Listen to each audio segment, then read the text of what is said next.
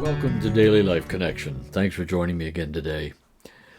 I just want to thank all those that encourage me from time to time and let me know that these talks are somehow connecting with you in a positive way. That's just really good to know. And when I began doing this almost a year ago now, I didn't anticipate it going more than a month or two, and here we are with just at least 10 months behind us, I think. And I don't see the end in sight yet, so as long as you're enjoying it, we'll continue to do these. Today I want to talk about the God of the desert, the God of the desert. And of course, I think immediately when we begin to think about God of the desert, we think about the nation of Israel coming out of Egypt into the Sinai Peninsula and into a desert environment there on their way to the Promised Land. And they spent, of course, a lot more time there than they anticipated. But there are some powerful things that God showed them and taught them in the desert, and perhaps we'll take time to look at two or three of them. Today, I want to look about the fact that God is present in the desert. You know, the reality is none of us probably would want to live in the desert. We might like to visit a desert for a day and then go back to our nice air-conditioned hotel at night with good food and shade and air conditioning. But the desert isn't a place we necessarily want to spend a long time. But the reality is, in life, all of us go through desert times, don't we?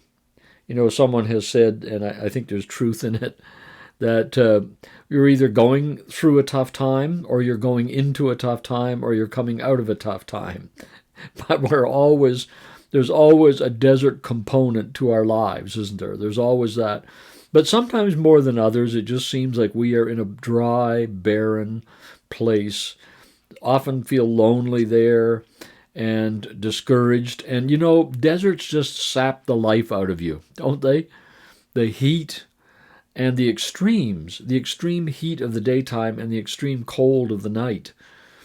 Deserts are not hospitable. They are not naturally nurturing to life, to our lives. The barrenness of food and water, and they're just inhospitable places. But the good news is God doesn't mind being in those places. He doesn't avoid them. In fact, he dwells in them. I think it's just so powerful that, you know, when Israel comes out of Egypt and they camp there by Mount Sinai, and God's presence comes on that mountain, and there they experience God in a whole new way. His presence is there with them, and they perhaps didn't expect that.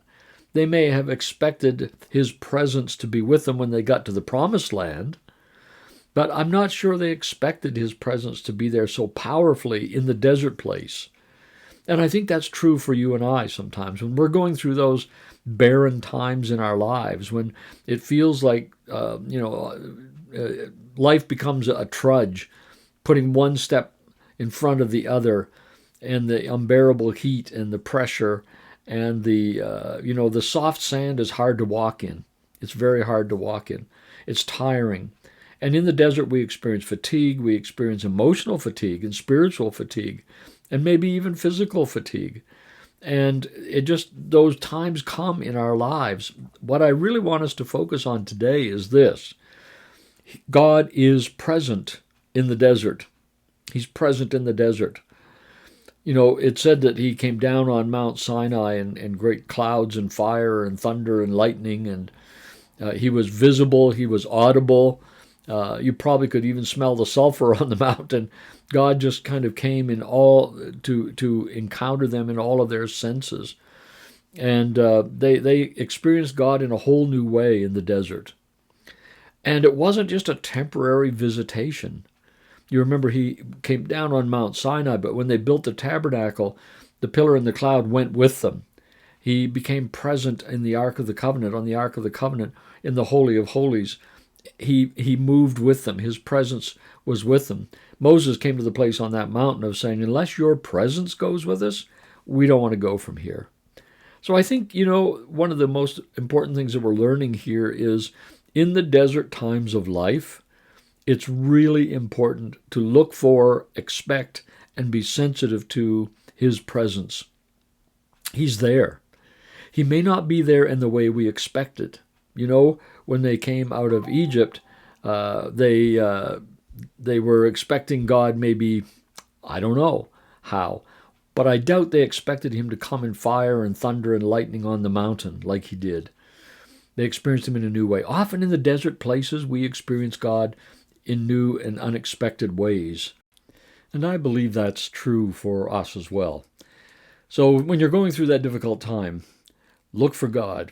And don't be surprised if he shows up in ways that you didn't expect. Because he is present. There is not a moment of our life, there is not a place where God is not present. His presence sustains us. His presence empowers us. His presence leads us. His presence is there. So don't despair if you're going through one of those difficult times. Look for God, because God is present in the deserts. God bless you. We'll talk again.